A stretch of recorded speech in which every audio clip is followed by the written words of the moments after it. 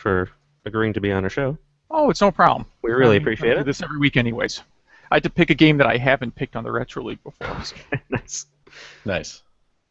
I like talking about games. Although on that show we do a game of the week, and we've done 269 episodes, and I was just checking because there was a game I wanted to do. It was Space Harrier for 32X. Not on here, because obviously Sega's still a real studio. And when I looked at the list, we have a spreadsheet like every game we've talked about, and I saw that I'd actually talked about Space Harrier for 32X twice. And said, can't do that one a third time then. They were about, the episodes were about 3 years apart, so I forgot. Oh, wow.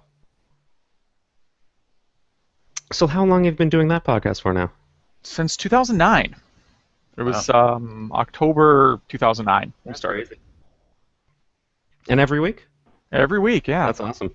Every week. So we've only missed like 1 week ever, I think. Okay. And for there we had like a outtake episode queued up for whenever that happened. Nice. And it's been over 3 years since we've missed an episode easily. I mean, Nice, it just sort of becomes like a habit, like this is this thing we do every Sunday now. Mm-hmm. Sweet. All right, so I'm gonna broadcast started. All right, I'm just gonna tweet out the link, and then I guess we'll start. Send now. Send.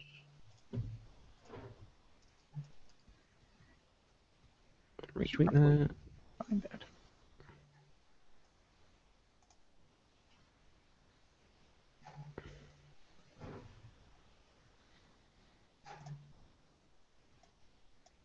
And if this doesn't break.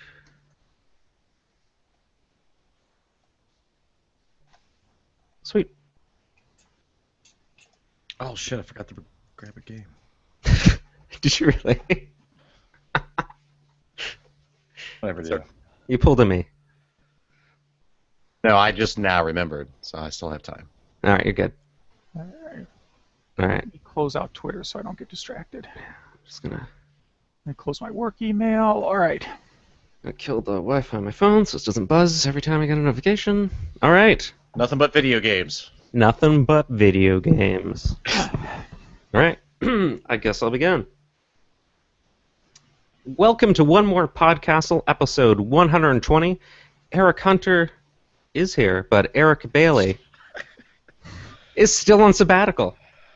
So I'm your host, Jason Lamb, resident Canadian, and I obviously don't have any clue what I'm doing. Clearly. How long have we done this? My name is Eric Hunter. I am the audio engineer and co-community manager, and I am one of the ones that knows that Sonic's arms are not blue. Oh, that crazy guy. Hey, this is Hugh Johnson. I'm from the Retro League podcast. And about 20 years ago, I did work in a video game store. And luckily, I never encountered a guy who maced me. What did you afterwards? I guess that's really the question. A guy? No. Okay. Well, just leave it there then, shall we? So, have you guys been playing any old video games this week? I have been playing old video games. Old video games? I've been playing, Hunter. Yeah.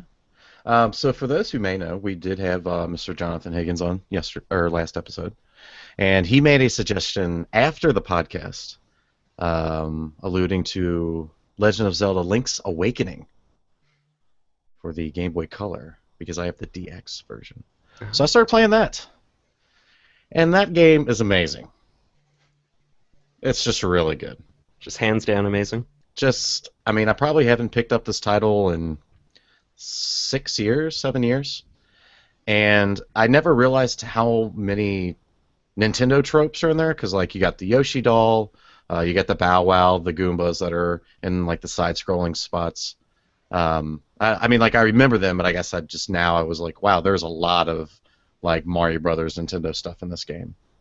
I love the ability to switch out your weapons, so you don't always have to have your sword and shield in hand, which obviously doesn't really matter as the years went on because of the controllers getting a lot more face buttons.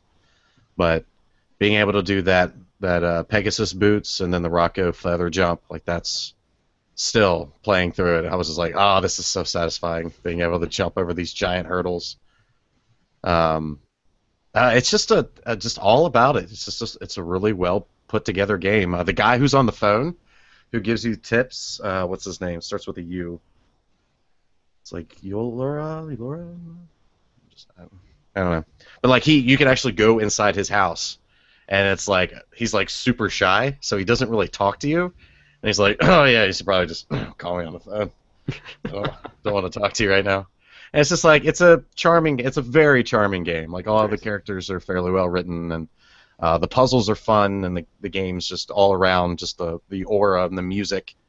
Like it's really like the total package of a Zelda game to me.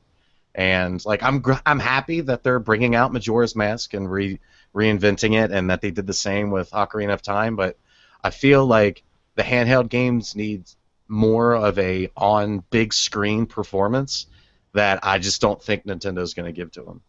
Fair enough. That sucks, man, because like Link's Awakening's great, Minish Cap's great, the Season games, Season and Ages are great. Like, and I just don't think they get the time that they deserve for doing so much with the limited hardware that they had. If you had Yeah, to I tend to agree with that. I mean, you haven't seen them being re-released as much as the other Zelda games. I think the Oracle games just came out on Virtual Console last year, right? Yeah, it wasn't that long ago, and I mean those games are fun, but I mean like Link's Awakening kind of being like that pinnacle and using and creating that engine that the Oracle games were built on. Like it's just I don't know, like I feel like especially Minish Cap for sure, I feel like just does not get the time it deserves because like that story alone is just so much fun and it's whimsical and it's such a complete 180 from a lot of the Zelda games nowadays where it's you're helping yourself and saving the princess and not like this tiny small little village of Minish people, whatever they were called, whatever the proper politically correct term is for these the Minish. I guess it is just the Minish. Yeah, the Minish. I think that's just what they were called. Yeah. Yeah, I played all of those games. The funny thing is I never owned a Game Boy Color, and I bought the Game Boy Advance SP right around when it came out because I wasn't all that impressed with the original Game Boy Advance. And for the first like 2 years I owned the SP, all I played were Game Boy Color games. Link's Awakening DX, Oracle of Ages, Oracle of Seasons. It was probably 2 years before I played an actual Game Boy Advance game on the Game Boy Advance. Wow. Gotta love that backwards compatibility. Yeah. Yeah, there's something great about the Nintendo consoles with their backwards compatibility. Like, even with the Wii U, I've gone back and just started buying up a bunch of Wii games I never played. Just because, like, okay, this is great. Yeah, because you get to go back in that category again and just... Yeah. Oh, I missed all this, or, oh, I want to play this again. Great, I still can. Yeah. But nice. How about you, Hughes? What have you been playing? I've mostly been playing Earthbound. So this was a game I missed out on. I mentioned working in a video game store in the 90s, and Earthbound was one of these games we got it in quite a bit. It came in this oversized box, so we hated it because there was no place to put it on the shelf. And it always sold out right away. Like, we'd only get 1 or 2 copies. It sold out, so I never really got to try it because it was kind of perpetually gone. And I just got around to buying it when it was on the Virtual Console. So it was, I've actually gotten it for free, come to think of it. It might have been one of the giveaways if you earned gold on the now defunct Club Nintendo. So I've been playing that for a few weeks, and it's kind of hard, like if you have a real busy schedule, like you got a job and kids and that kind of stuff. It's one of these games that requires a lot of grinding. Like, the dungeons aren't very big, but you've got to go in and out of them about 10 times before you can beat them. Like, I'm in, I suppose spoilers on a 20-year-old game are okay. So at this point where you're in this gold mine, and you've got to kill these 6 giant moles. Right? Because the game's all very silly and preposterous. Like, everything about the game is kind of weird. So you're in this cave hunting down these moles, but everything in there poisons you or drains your hit points. It's a real grind. So you go in, you kill 1 mole, then you got to backtrack all the way out, heal, save, go back in, kill another one. So even though it's not a big dungeon, there's just so much back and forth, and every dungeon kind of works that way. And 20 years ago, when I had literally 0 responsibility, I probably would have enjoyed the game a lot more than I'm enjoying it right now. It's not a bad game. Like, my first impression of it was maybe a little bit negative because people love Earthbound so much. I had kind of the same problem with Final Fantasy VII. Yeah. Like, like people love this game, and all I've heard for 20 years is Earthbound is like the greatest RPG ever made from people. And then I played it, I'm like, it's kind of okay, but it's not the greatest. I mean, not even really like top 5 as Super Nintendo RPGs go. Yeah, And, there's no way it can live up to the hype. Right. And that was, like I said, Final Fantasy VII, I had the exact same first impression. I waited a long time to play that, and when I did, I'm like, really? This is the greatest game ever? And it's a great game, don't get me wrong. But that's mostly what I've been playing is Earthbound. Nice. Yeah, people go crazy about that game. Like I'm actually in the same boat that you are. Like I just got it on the Virtual Console, and this is the first time I've ever played it, and I probably put about 3 hours into it, and just the whole time I'm just like, where is this going? Like, I thought this thing was happening, and now it's not, and now it's something else, and now I gotta fight these gangsters, and there's these. I don't know. Like I think the game was trying too hard. We're gonna lose so many listeners from just this conversation, but I think the game was trying too hard to be weird, odd, and like whimsical, that it like completely lost me. Like just the small mechanic of, okay, you're in a battle. Oh, so and so happened to show up to the battle. It's like, no, like, he's not allowed. And I've already killed 3 of you. Now I got to kill another one. Like, I don't have time for this. Like, I need to get back to home so I can sleep and rejuvenate my health and talk to my dad and save the game, which doesn't make any sense. There's just so many things in that game that just goes right over my head for whatever reason. One of the first parts that really confused me was like, you're in the first town, and to leave the first town, you have to like fight every police officer in the town, which I thought was really weird. It's a little bit like how parts of America work today, but for the most part, usually you aren't walking down the street and the police say you got to beat all of us up. Yeah. With your wiffle bat. I don't know. It's just I guess maybe if, like you were saying, like if I played this game when I was a kid, sure. But man, playing it now, it was way too easy for me just to turn it off and play something else. Yeah, I had to kind of fight that urge because the game does improve as you go along. Like I'm at a part of the game where I actually find the story kind of interesting now, and I have to kind of schedule my time to play it because I'm doing it in like 30-minute chunks 2 or 3 times a week, as opposed to 4-hour marathons after school, I guess. Right. So like I can sit down and say, well, you know what? Before I go to the next dungeon, I probably better go grind up 3 levels. So I'll put on some headphones, listen to a podcast, and grind up 3 levels. So then when I go to the next dungeon, it's actually kind of enjoyable because you're powerful enough that you're just walking through all the fights. So that's kind of one of the neat things the game does is if you're like really powerful, it skips the battles. Like you run into the enemy and the screen flashes and it just says you won. Right. Yeah. Yeah. I don't know. To me, it's one of those games where, like, okay, there's a lot of great things here, but I want to see a developer who's got more experience and a better track record take this idea and make it better. Yeah.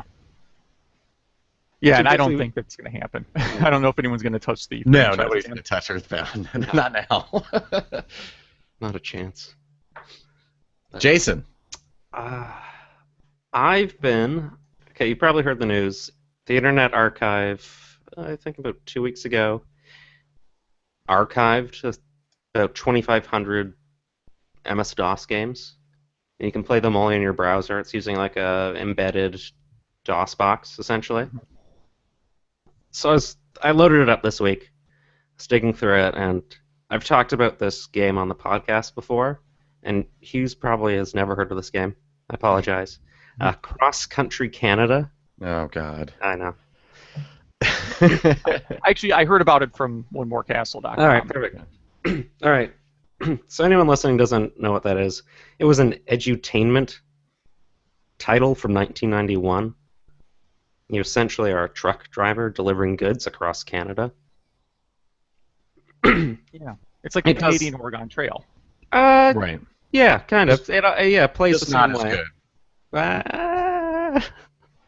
Can you deliver maple syrup in the Oregon Trail? No, but I get to travel through places that actually exist on planet Earth. Whoa. Like, what is this Quebec? Quebec. Who starts a territory with a Q? Like, come on. It's a province, thank you. Oh, yeah, it's a province. But, so I loaded it up, And it's one of those games where your memories of it make it just... You remember it being so much better looking and sounding so much better. Because I was playing this in my school's computer lab back in 1990, I guess, 3. But booting it up, like the sounds, all the sounds it generated, it wasn't coming out like a dedicated sound processor. It was using that tiny little speaker that beeps when the Oh, computer yeah. boots. That tells you, oh, good, it's posted properly. Right. So you're starting up. You have to start your truck, and you have to type in "start truck," and your truck will start up, and it makes this engine noise, but it doesn't remotely sound like an engine whatsoever.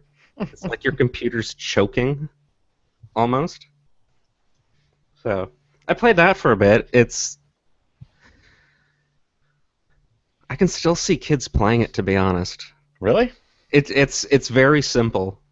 Like, you literally just, okay, drive north, and you drive north, and you can type in speed, and a cop might pull you over, and you might run out of gas, and you have to call for help, and pay a then outrageous 80 cents a liter.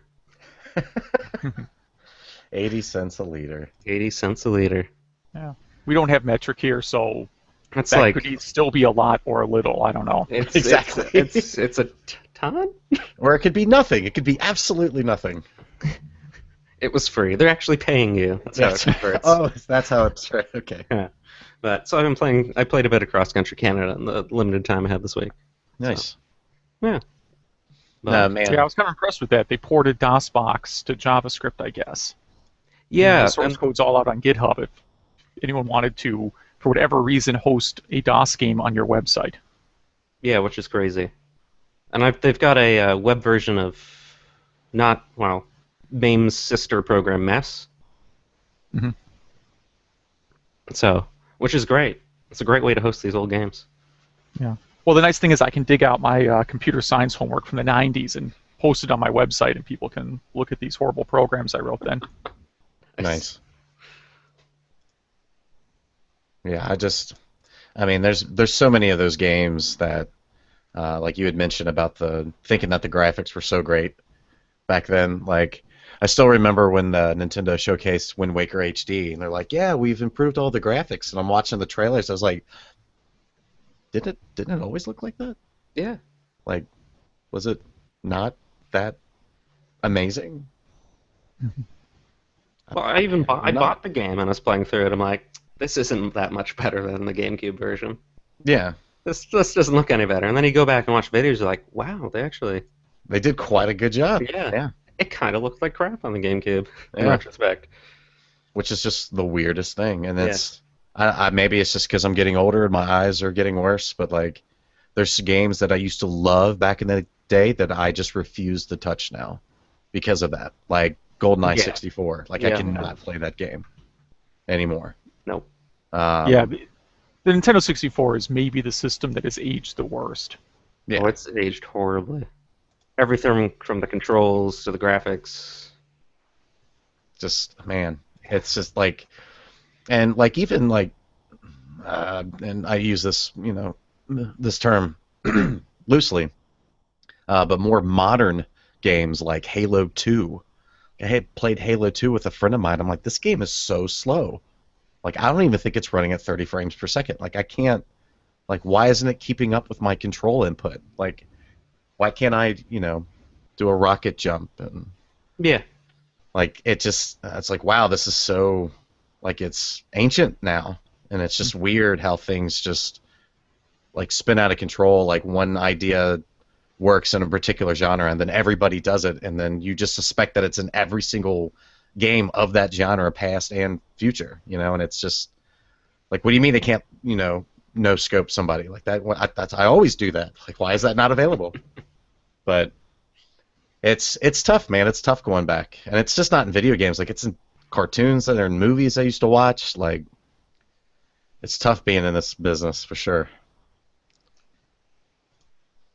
Yeah. It's kind of like if you have kids, you get them to watch a cartoon that you enjoyed as a kid, and it's really hit or miss. I mean, sometimes they watch it and they just think it's the worst thing they've seen in their entire life. Yeah. And then other things that you never would have expected they would like, they think are great. And it works out with some games too. I mean, my kids occasionally will try the older games, and you look at it and you realize, yeah, I guess these were kind of frustrating and difficult, but I had a lot of free time back then, so I could Yeah. play these like crazy. Yeah. And then some of them that do. I'm trying to think of an old game that they really get into. I mean, stuff like Tetris actually holds up pretty well, and Super Mario 2, for example. You can give that to a kid of any age, and they can do pretty well at it. Yeah. Crazy. Crazy. Speaking of crazy. I know, horrible segue. We've got a listener email discussion question. This is from Dustin Faber, who actually guest hosted a few episodes ago. He writes, "Hello all, I really enjoyed episode 117. The guest host was fantastic." It was him. Okay, I was gonna say. Here's the big question plaguing everyone's mind, one that you can surely answer. If it came down to it, would you give up video games or the internet if you somehow had to choose only one? A disclaimer. If you gave up the internet, you're still allowed to write and contribute to fine websites like One More Castle. You just have to mail or fax your writing to someone who puts it online for you. If you give up video games, you can still read and write about them, you just wouldn't be able to play any of them. But say goodbye to all social media, news, Netflix, etc. if you give up the internet. Or say goodbye to your NES, Dreamcast, new graphics card, trips to arcade, and passing times with games on your smartphone or 3DS when you're stuck in the waiting room. The choice is yours.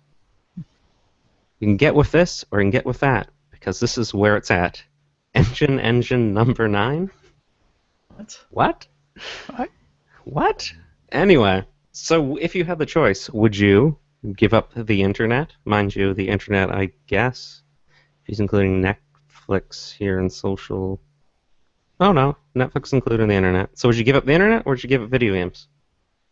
Yeah, my first question is, does that include, like, for work? Like, I literally can't do my job without internet access. I'm going I to would say... have to become a lumberjack or something. Yeah. Right. Oh, really? That's your first go-to is lumberjack? Lumberjack. I'm trying to think of a job that doesn't require internet access nowadays. I mean, you could deliver mail. I'm just surprised you went the lumberjack. Like that was your go-to job if the Like internet that. did exist. Well, it seems... Anytime, I've not done a lot of wood chopping in my life, but when I do, I find it very relaxing. Fair enough. Yeah. Yeah, I'm So going it's to my say... backup career. I'm going to say that you could probably still do it for your job. I'm going to say this is a leisure thing only. Okay. In that case, I'd probably go get rid of internet, because I think I spent most of my life without social networks, and it seems like I was probably happier before social networks than after. No, I'm with you. Like I mean, I went so long without the internet, and I still remember like wanting it when I was younger. Like, oh God, everybody's got the internet, but we don't have the internet because we don't have the money for the internet. But no, I still had my games, so I'd be happy to give up the internet if I could still have my video games. Yeah, because I could buy DVDs. If there's TV shows I like, they're probably on DVD. That's and true. the money that I'm not giving to Comcast for internet, I could use to buy box sets of DVDs, and that would take care of the media problem. Yeah. Little things that have kind of become a convenience, though, I guess, would be a little challenging. Like, I'm not sure how to buy plane tickets anymore. Right. I guess you could visit a travel agent. Oof. Or maybe just go straight to the airport, I guess. Yeah. No, I think Homeland Security stops you if you try that. You don't have Oh, a yeah, boarding that's pass, I don't true. think you can get in. I guess you can get to the ticket counter. I'm trying to think. Yeah, O'Hare, you can get to a ticket counter at least. But they'll probably look at you funny, like, what do you mean you're here? What do you mean you haven't bought your tickets yet? You want to buy a ticket here? What? Do we even do that anymore? I don't really think we can email it to you, email the ticket to you. Like, no, I need you to print it, like on paper. I think No, the you can't do that. hardest thing for me would be to like how to go about not being able to spell a certain word, because that like drives me insane. Like if I don't know how to spell a word, like I'll sit there for an hour trying to figure it out, and it's like You could use a dictionary. Yeah, you get one of those Franklin pocket dictionaries, like what your grandma would get you for Christmas, and then you throw it out right away.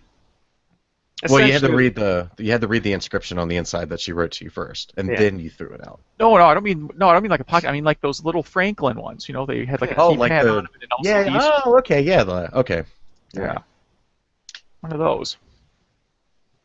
yeah. You know what? I was gonna say I would have given up video games if I kept the internet, but I had completely forgotten that television movies existed.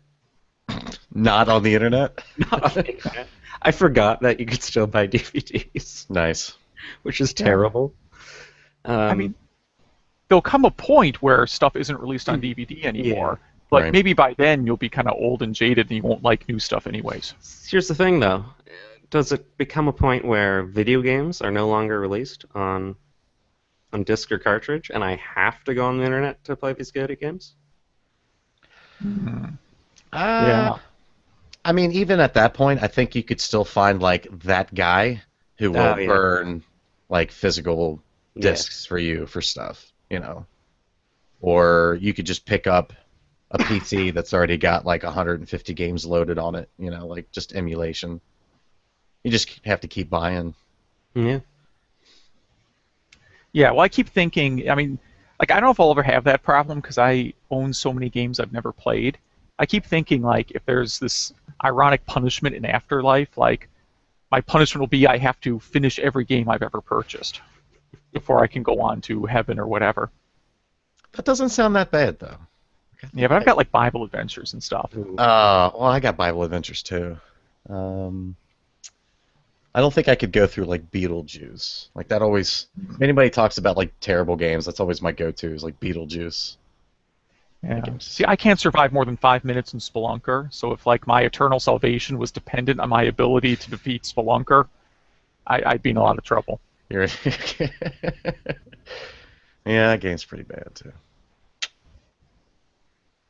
I would gladly take the challenge if it came down to that. Damn. I love how the backlog has become a universal thing amongst people who play games. It's just accepted at this point. It's like, yeah, you got games you haven't played. Yeah, that makes sense. We you all guys do. have seen Yeah. have you seen that site steamleft.com where you punch in your Steam ID and it tells you how many hours of unplayed Steam games you have? Yeah, I Oh, use I gotta that. see this. I had blown up again. I have 4,549 continuous hours to play. That's 189 days, 13 hours, and 3 minutes of gameplay to complete my library. Okay, mine's not that bad. Mine's only 1,047. There you go. But it does say that I could watch the entirety of the Star Wars, all TV shows and movies one time, and that sounds fun. Tell me I could beat the infamous game Desert Bus 5 times. Oh god, Desert Bus. How does Canadian trucking compare to Desert Bus? There's not a Canadian truck, is there? The one you just talked about, yeah. Across okay. Canada. Yeah. Far less tedious. Well, it's far less American, far more Canadian. Yeah, Whatever that means. nothing. It means Nothing. absolutely It means nothing. You know what it does mean, though? It's time for a musical break. Break it down. Break it down. All right, as I said before, this is our musical break where Eric will edit it in. So basically, at this point, you can use the washroom, grab another drink.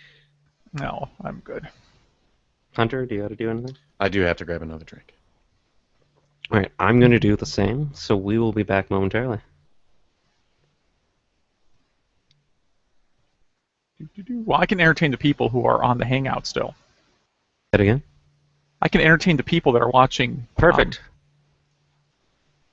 They're watching the recording right now. Yep. You know, people out on YouTube.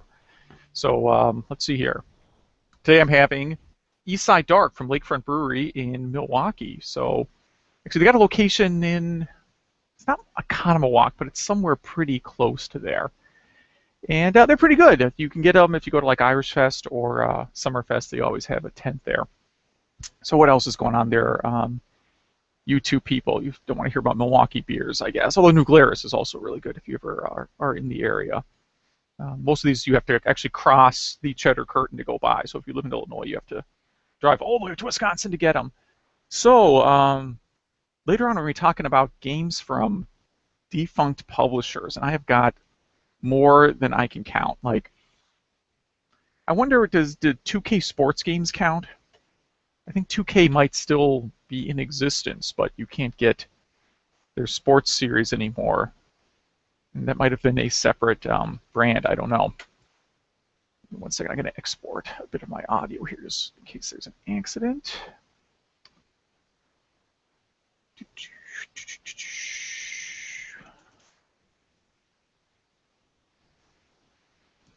And click export. Okay. Because we were taking a break, I was exporting the audio I've recorded so far in case Audacity crashes later. Cool. But I have 38 seconds remaining on that. All right, no worries. 38 seconds. Does 2K count as a defunct publisher?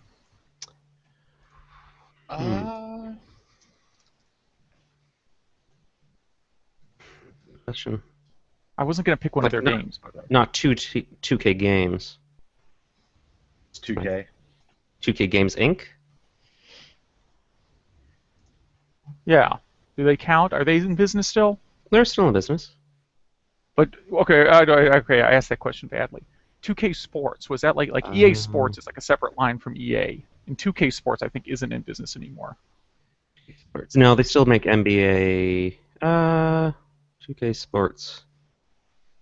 2K Sports Inc. is a brand of 2K Games. Nope, they're still around. They do the NBA series and the WWE series. Oh, the WWE games, right. Right. Yeah, I forgot about this. I don't own any of the modern pro wrestling games. Yeah, it's THQ. They Back took when them wrestling games were good. Yeah. Oh, like WCW NWO Revenge is great. Yeah, that was a great game. We did. I was on the Sega Nerds podcast earlier in the, or not earlier in the year. It could be earlier in the year. It's 2015. Last year, and we did an episode all about pro wrestling games on the Saturn and Dreamcast. Wow.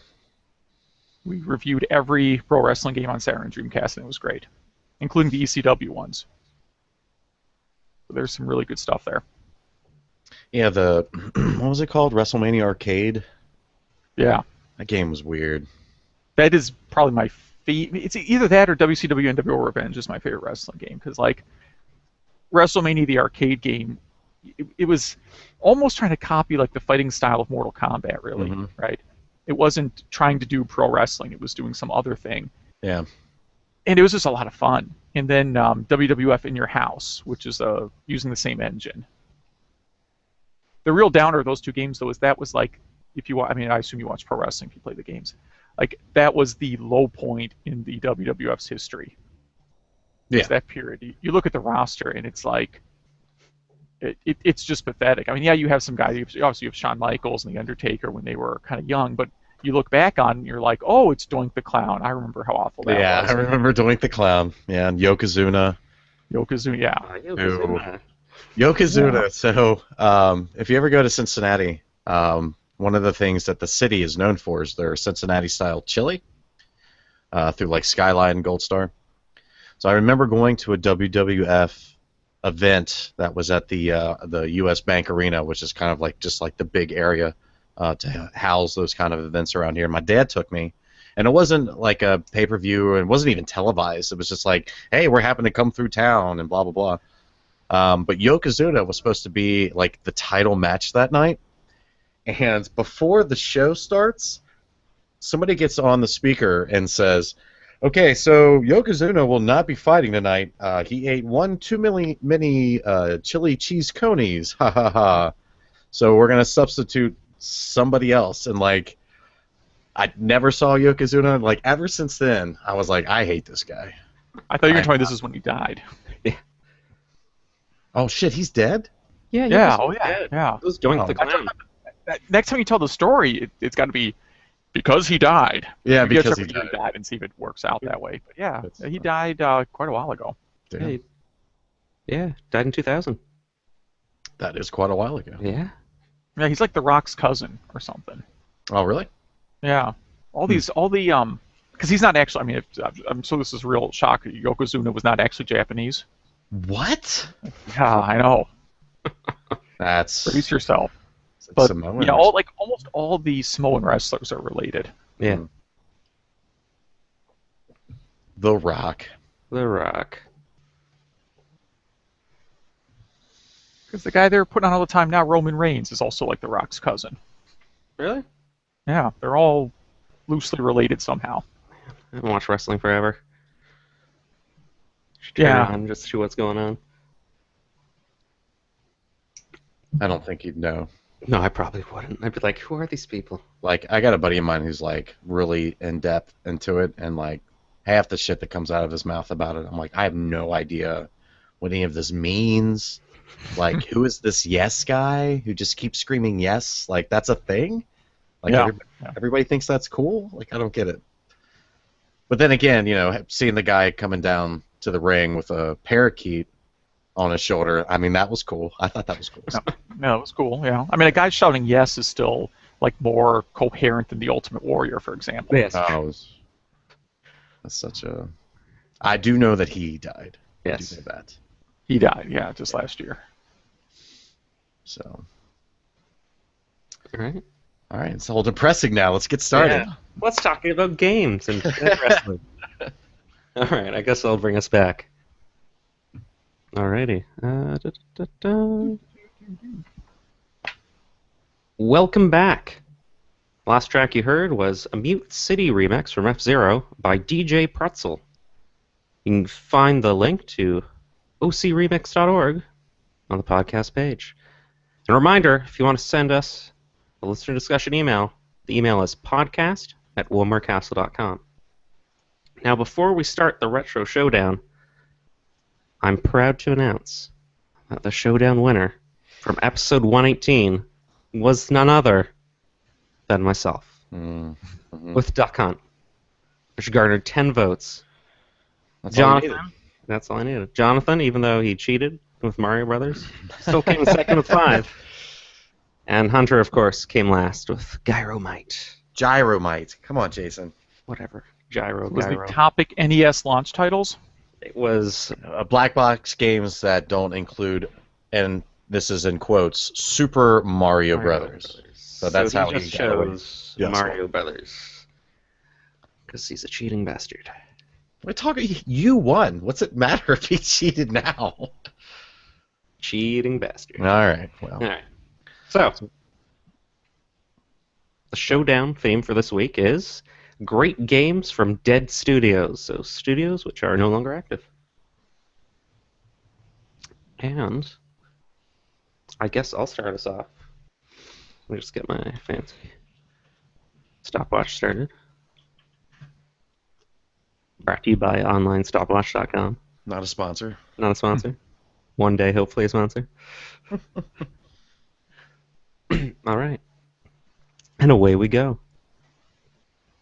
Once the best, nay, the greatest RTS developer of all time, this studio, like many others, was killed in its prime by an evil force known as Electronic Arts.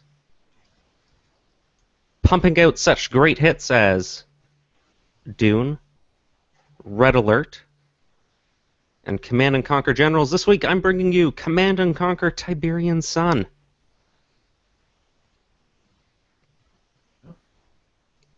Taking control of Kane's forces, or the GDI, this was Westwood Studios' probably best sci-fi RTS game.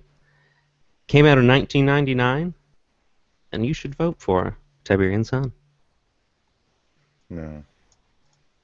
No? No. Just no? Just nah. Nah. Nah. Nope. Nah. I will not. Well, not? I will vote for my game. All right. Would you like to start? Sure. You may begin. Okay. I was actually a little upset to find out that this developer was now defunct, except for the fact that the other games other than the one that I had brought, I had never heard of and or played. So I guess it really doesn't matter. But that developer is Blitz Games, and the game is Fusion Frenzy for the original Xbox. Fusion Frenzy is a 4-player party game including over 45 different mini-games. Now, I actually never owned the full copy of this game, but I actually happened to play the demo that came with Halo, and my friends and I played it many, many a times. Fusion Frenzy, the original Xbox. Terrible. All right, Hughes, are you ready for your minute on the clock? 1 minute. Okay. Well, hold on. I gotta look at my clock here. All right. I'll So count you down. I'll let you know when you're running out of time. I have a clock here. I got it. So I'm gonna pick a publisher based near to me, which is ICOM Simulations out of Scenic, Wheeling, Illinois, who created such great games as Sherlock Holmes Consulting Detective. But that's not my pick. I'm going to pick a much better game, and that is Shadowgate. So Shadowgate is a point-and-click adventure where you die constantly. So it's originally a Mac game that was ported to Nintendo, Game Boy Color, and was just recently re-released on PC, and probably a bunch of other stuff too. And the premise is you're a knight who's going into this castle who has to kill a wizard who's doing evil things. And you solve puzzles through, again, a point-and-click interface. And it's extremely difficult. It's one of these games, once you figure out what to do, you can win it in like 11 minutes, except for the part where it will take you weeks to figure out how to solve it without GameFAQs.com. So I implore you to try Shadowgate without reading any facts, and I bet you will enjoy it thoroughly. The end. Cool. That was good. Not a good game. No, but it's I've had this beef before, specifically with, I think, was it Bailey who always brings these games? These point-and-click games for a console? Yeah. He brought Deja Vu one time. Yeah, I think that is also an ICOM game, yeah. Yeah. Yeah. Yeah, I mean... Jason's not a big fan of using the controller as a mouse. It kills me. Yes. But you can play Shadowgate with a mouse also. And at least on the NES version, I think they moved around the interface a bit from what was in the Mac version to where you can get to the menus more easily, and like there's sort of hotkeys. Like if you click on an item, it implies that you've clicked use first. So there's kind of some shortcuts. I don't know if the manual actually explains that, or you just have to figure it out through trial and error like I did. I always felt like maybe because the Deja Vu, it was a little bit, I don't want to say realistic because that's just silly because we're playing video games, but it was a little easier to follow just because you're dealing with things like like with guns and not like swords and torches and stuff, but like I feel, especially on the NES version, like they tried to pack so much shit onto the interface. Like there's so much going on. And then the actual screen that you play on is so tiny. Right? Yeah, I mean, they all have relatively small views, I suppose. But, it's not meant to be like Myst, where it's taking up the full screen and there's 100 things to click on. It's pretty concise. Like, you're in a room, there's 4 objects you can tell are potentially clickable. Right. And you can do funny stuff in Shadowgate. Like, you can click use sword on self, for example, and you get a nice dialogue about you committing Harry Carey. Okay. How many other games let you do that? That's ridiculous. Well, I mean, in Deja Vu, you could punch a lady with blue hair in the face. Oh, I remember that. Yeah. Pretty vividly. That's your selling point. Punching a woman with blue hair in the face. Yeah, I mean, punching Marge Simpson in the face. But basically, yeah. She didn't have the yellow skin though. Wasn't the ending to this like you had like a fraction of a second opening to like click a switch before you fell through the floor or something like that? Not in the NES version. There's no timed events in the NES version, really. I was going to say, that would be infinitely frustrating, using a controller. Oh, it'd be damn near impossible, I would think. Yeah, the timing aspect only comes in that like you're constantly carrying around a torch, and the torches burn out after a certain period of time, so you have to light a new torch, and if you run out of torches, then you die. It's one of the many thousands of ways you can die, but after you play the game enough, you end up with so many torches that it's almost impossible to run out. There are literally thousands of ways to die in this game. And because once you know the ways to get, to advance in the game, like things that took you 3 hours to figure out, next time you play it, in 2 minutes you're at that same point. So Right. it also has a safe battery, I guess. I haven't actually tested if the battery mine's any good, and still. But you don't really need it because you can get to where you were in the game pretty quickly once you know what to do. Well, you know what? I'll give you this. It's better than the mini game collection that Hunter brought. Now, how is that? You brought a mini game collection. Hey, man, Mario Party's a popular franchise. Mario Party has some personality.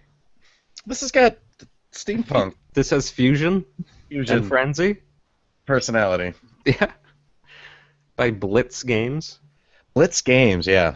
How weird of a name is Makers of such great games as Karaoke Revolution Presents American Idol and Bratz Forever Diamonds. that? I almost brought Bratz. Bratz? The game. I really did. But this one I actually played. Like, when the original Xbox first came out, with Halo being a launch title, or damn near close to being a launch title anyway, only game to play. And sometimes you get tired of playing the only game to play.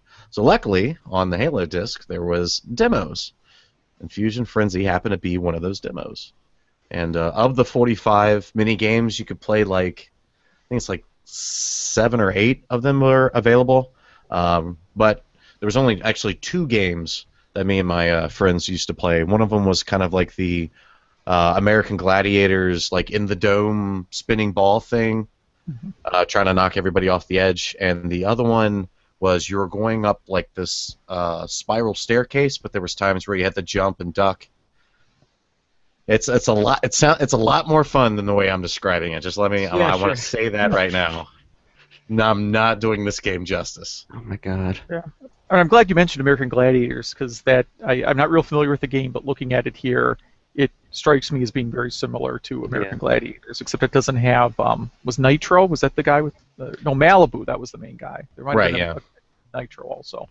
Yeah, there was Glacier or Glacier was one of them. He was always the guy at the Assault, which was my favorite event when they were shooting those little tennis balls at you. And you're like tennis balls at the people. Yeah. I wish that game could have been better. Those games are terrible. But you can get it on Xbox, right? But it's called Fusion Frenzy. I've never owned any of the Xboxes. I know it seems kind of weird, but... Well, you are missing out on Fusion Frenzy, my friend. This... A great... mini game of sorts. A great Xbox exclusive. A real system seller. It was Xbox exclusive. Totally worth it. No, Mom. No, I don't want that. I want the one with Fusion Frenzy. Right. Yeah. I don't. Did you not have those conversations with No, your parents? no, Okay. no. I didn't. Unfortunately. I'm guessing it must have been a kid, because I'm looking at eBay right now, and it is going for 99 cents. Yes, upwards of $1. I mean, that's if you're lucky, you get that complete in box for that price. This is complete in box, 99 cents. I had a time left 1 hour, 58 minutes, 9 seconds, 0 bids. Ooh, that's. Ooh. Well, maybe Damn. he just has like a bunch of them, and it's just. I'll tell you what, that seller, once that game doesn't sell, when nobody buys it, he's going to be happy it didn't, because when he pops that in and remembers all the fun times he had playing the demo on Halo. Have I said Halo enough? Yeah. That's where. You're really honing in on the fact that. Well, it was a demo on Halo. That's all I gotta say. It's a very strange demo to include with Halo. Yeah, it was. There was a couple of them on there, but that was one of the. There was only like one other interactive, is what they called it, an interactive demo, which basically was just a demo. But I don't. I could have brought a poor man's Warcraft 2. That's what I could have brought. They should have. That would have been better than this. No. Even I a still poor can't man's believe Warcraft 2 is something like No, Warcraft it's 2. not. Yeah. Well, yeah. I've never understood the whole Command and Conquer series, just in general. Like, I played Red Alert a little bit, but I think since I didn't play any of the other ones, like the storyline didn't make any sense. But this is one of those games where it just drives me insane because everything is just so damn small. Like, I have no idea what I'm looking at. All right. I can, I'll give you that. But one, I've played the majority of these games, and I'm going to tell you, the story doesn't make sense. Oh, okay. So it's not just me then. Okay. No, there's so much time travel and so much canon that's just erased in the next game. It's like, yeah, that happened, but then this guy went into the past. Or this Right. person went into the future. So it's like the Terminator franchise? Yeah, pretty much. Yes, this is the Terminator franchise of RTS games. Don't say that. Yes, thank you. Damn it. So it means the first 2 installments are really good, the rest are Whoa. unwatchable. Whoa. Yeah. Whoa. Well, I mean, the first one's okay. The second one was great. Yeah. But you can't have the second one without the first one. No. So, I don't know. Command and conquer. I don't want to do any of those things. I don't Come want on. to command. I really don't want to conquer. Stealth tanks, attack cycles, juggernauts, mobile war factories, a mammoth Mark II. That's great. I want to build them all. Are those words that you're saying? Laser I just turrets, remember- laser fences. Now, I haven't played this version of it, but again, my only experience with Command and Conquer was through Red Alert, and I remember picking the Americans because I was like, oh, yeah, the Americans, they're going to be great. And all they have is paratroopers, and you just get shot out while they're falling to the ground. It's like, wow, this is pointless. This game sucks. Were you How could deploying you- them into the base? Of course. How else am I supposed to? No, am I not Outside supposed the to do base, unless you just deploy them rapidly outside of the enemy base. that? No, right in the heart, right in the lion's den. That's where I take the fight. America. See, so now I almost wish that I picked what was my backup game in case someone picked Shadowgate, and that is Herzog Zwei, which to me is the best real-time strategy game ever made. Wow. And I don't think any of the Command and Conquer games can compare to this. You got split screen, robots that change into airplanes and vice versa. You were You have killing me robots here. that change into into airplanes in Command and Conquer. Not only have you brought a point-and-click game where you don't use a mouse, you've brought an RTS game which demands a mouse. No, you don't need a mouse at all for it. Oh my god. Herzog Zwei? Yes. Ah, damn. Now I need to play this. It's a lot of fun. Yeah, So we used it's to have 2-player games that would go on for like 4 or 5 hours. We'd have to pause it, and then go to school, and then come back after school and pick it up again. This is our generation of our parents' generation of Monopoly, where you actually have to stop to take a break. Take a break? Yeah. Right? We didn't have save states back then. No. Kids. Ah, Battery God, those backups or hell, man, some games. That was another thing that didn't make any sense to me either. Like some games didn't have password, and it's like, how does this game not have a password? Then you play something silly like, the Flintstones Adventure, and they're like, oh, it's got a password system. Why does this game have a password system? Why I did hate Super it. Mario 3 not have a password system? Yeah, that doesn't make any sense. That game is long and strong. I hate RPGs without passwords or saving. It's like, why am I playing this? I don't know. What is an RPG that doesn't allow you to save? This is gonna okay. You gotta go find yourself. Let me just get the name right. For the TurboGrafx 16, Uh-huh. it's Pro Tennis World Court, or Oh, it's come World on. Court Tennis. Honestly, it's a tennis RPG. You it's not travel. like- No, Right, you okay. travel around the world, and you do battle on tennis courts, playing tennis, and your character levels up, and you can buy different rackets, but you can't save. Mm. So you play it for a bit, you're like, am I just leaving the TurboGrafx on overnight? Do I really want to leave this on in the morning? Do I really do. want to continue to conquer tennis courts? It's a weird Well, game. I'm going to go look for a speed run. See how long it takes to beat it? Yeah. I don't know. TaskBot did it in 3 minutes, so that's fast. It broke me as a 5-year-old. I was like, this is so long. It's not really a game, though, Jason. You know When that, does right? it end? It's not really an RPG. No, it's bizarre. Well, yeah, it's an RPG the same way like Casino Kid is an RPG. Right. which I think we've also had that discussion on the show here. But I think that had a password. Yeah, Kasim's Kid had a password, I think. Yeah, I really can't think of a RPG that didn't have any kind of password or. Yeah. Because Well, I even mean, like Phantasy Star on the Sega Master System had a battery backup of sorts. No, I had a battery backup. You only had, I think you had, how many save slots did you have now? Well, let's see here. Look, I have a copy of it sitting right next to me.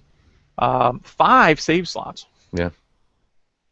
So that was pretty impressive for the time. Like, even Zelda didn't have that many yet. Well, and you have to think. I mean, a game like Phantasy Star, or at least I would think anyway. I mean, the things that I know about programming for video games is next to nothing. But I would think the information needed to save for, especially for a game like Phantasy Star, would be much larger than Legend of Zelda. Yeah. Yeah, and you could save anywhere too, like middle of a dungeon. Yeah. You could save and you'd pick up right there. Want to talk about grinding in a video game? My God, that game is the worst when it comes to grinding. Man. Yeah. Well, and the dungeons are so darn big. I mean, this is back in the era where I think you were expected to buy graph paper for every game that you owned and make a graph, map of everything you did, because there's no way to get to those dungeons without maps. I did that. I miss doing that. Do you? Yeah, I miss like the metagaming. Like the last time I did something where I was like, shit, I gotta write this down, was when I was playing Fez. Because like there's a whole language system that you have to decipher. And like I was like, oh man, like I took a picture of my notes and everything because I was like, I will never see myself doing this ever again. Having to go like above and beyond to play this game so I could really get every nook and cranny of it, that I have to actually sit down and decipher a language. Like it was a lot of fun. Kind of like Fusion Frenzy. No. Mini games. Woo! Who doesn't like mini games? Jason? Views? Anyway? Like good mini games. So I was again looking at Fusion Frenzy. I have a hard time with what do you call it when 2 words start with the same letter? Yeah. It kind of, I think the games remind me a lot of Muppets Party Cruise for the GameCube. Yes. I think it's roughly the same game. Ouch. Only this one doesn't have Muppets, which makes it Terrible. Worse. to Muppets Yeah, Party Cruise. I agree with that argument 100%. I am a Muppets fan. Fusion Frenzy. Even the names of the games are terrible. No, that's not true. Play the minigame. Rubble Alliance. Yeah, that's a good one. Yeah. Yeah, keep going. Blast Man Standing. Mm-hmm. Yeah. Oh, Sumo. It's American Gladiators made Sumo. That's the ball game. Yeah, that is. I mean, you got 6 different players to choose from. Dub is one of them. Samson, Zach, Gina. Naomi, which is I moan backwards, in case you didn't know. And Jet. I mean, these are hardcore, edgy, this ain't your type of game, Grandpa game. This is as edgy as a late '90s boy band is. Is it that kind of edgy? Hey man, some of those late '90s boy bands are getting back together and making a lot of money. Like, could you imagine if this crew got back together and made a Fusion Frenzy 3, the Xbox One? I can't imagine that. Yes. Okay. I would buy an Xbox One if the third of this series came out. I'm holding you to that. I would. If this game, I'm gonna hold you to that. I'd be there opening. What do they call it now? Opening. It's not opening day. That's a sports term. Launch day. Launch day? I'll show you. Say how many new games I buy. I don't even know what the terminology is anymore. Launch day. Yes. You're welcome. Yeah, the title kind of sounds like a pop, like a soda drink. Mm-hmm. Like new from Mountain Dew, Fusion Frenzy. Yeah. I think It's like Mountain Dew infused with agave nectar or something. Oh no, there's a Mountain Dew Fusion Freeze. Ah, Oh, that okay. must be what I'm thinking of. Yeah, because I was like, it's Fusion something, but it's not with a Z. Is it? Is it with a V? No, it's with an S. Unfortunately. Unfortunately. Spelt correctly, Yeah. which is Fusion Frenzy. not what Fusion Frenzy's all about. It's So all about. I should find an original Xbox and pick this up. Yeah, I've actually. I'm sure I can. I'm sure somebody's given me an original Xbox. I could send to you to play this game. Oh well, you're missing out, my friend. Yeah. Push the buttons, man. That's what this game is about. Before it was cool. God.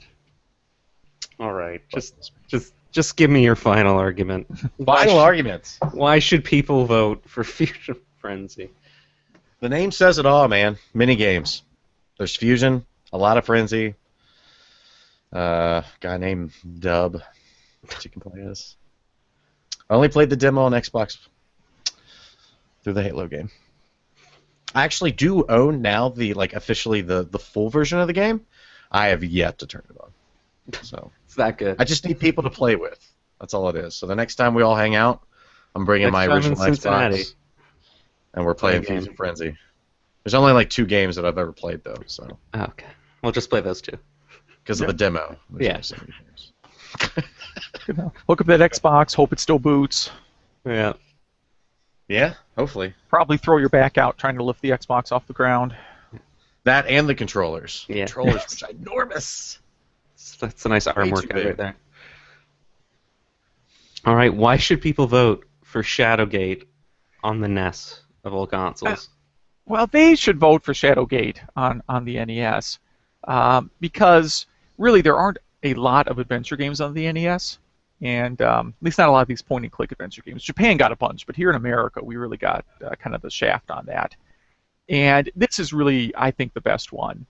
The atmosphere is really cool. Again, it's this castle filled with evil, and it's got this really spooky ambient music the whole time. I mean, the soundtrack on Shadowgate is really one of the more famous ones, and there's great remixes of it and all that. And of all the ICOM games, this is the one that someone managed to kickstart and get remade. You don't see Sherlock Holmes Consulting Detective getting kickstarted. I think they might have tried and failed. I believe they did try and fail. Yeah, and I think, but weren't they trying to make it into like a card game? I thought there was something I to think do they were with the trying to card game. upscale it to modern. Like it was a little bit like that Night Trap Kickstarter that also failed. Yes, that failed miserably. So. Terrible. I find this copy of Sherlock Holmes funny because it has a price tag from Radio Shack on it for $69.95. Oh. I got it for substantially less than that, Right. like 1% of that. Nice. At least. Hopefully. But yeah, Shadowgate, a lot of fun. All right. I like it more than Deja Vu on the NES even. Damn. And you can, again, you can get killed in a number of very comical ways if you choose. So even after you beat the Thousands. game, there's hours of replay where you can say, what happens if I drink this bottle of poison?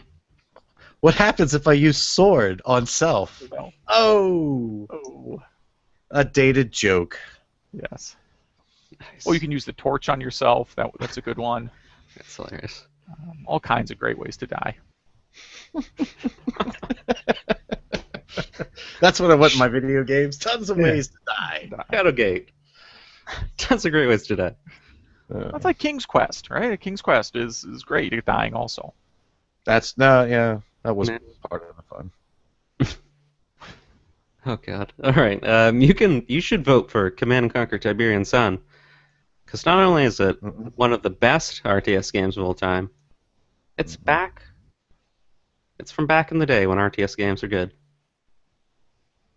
Are they not good now? Not really. Hmm. There's not many, and the ones that are coming out are. I kickstarted Supreme Commander. It's a spiritual I don't know. planetary annihilation. I kickstarted. Terrible. Hmm. Terrible. It's a Supreme Commander spiritual successor. But Command and Conquer Tiberian Sun. Vote for it. It's great. It's got tanks and lasers. And even some Fusion Frenzy. Yes. Mini games. Ah, mini games. The best part of video games are the mini games. Damn it, Hunter. All right, Hunter. do you have any shout-outs, any self-promotion you'd like to do before we sign off? Yes, you can follow me on Twitter, as always, at Eric Hunter, and for all things me, please check out my site, ericmhunter.net. And I do want to give a shout-out to Mr. Tom Hall, who is the N64 connoisseur on our site. He has a side project going that he has revamped podcast, a solo man show called The Hallway. Episode 1 was released late this past week. Really good. Check it out, thomasdashall.com. Hughes, do you have any self-promotion you'd like to do? Yeah, I'm actually terrible at self-promoting, but I have a podcast called The Retro League, and you can go out to theretroleague.com. We do a weekly retro gaming show. We talk mostly about like retro gaming news and headlines of the week. It's hard to believe, but there's tons of retro gaming news every week. So stuff like re-releases, Kickstarters for retro games, weird stories from the internet. We always have a whole bunch of stuff to talk about. And then at the end of each episode, we talk about some random game of the week that we enjoyed. We don't make people vote or anything. I mean, I guess they could come to our forums and vote if they were so inclined. So you're saying it's not as cool as what we do? Yeah, it's a little bit different. Last year we did do a tournament. It was like the best game of 1989 tournament, which is a little bit different. But typically, we just talk about some random game at the end of the show, but most of the show's focused on, again, the re-releases, the news, that kind of stuff, and occasionally we do an interview with, someone in the retro gaming community.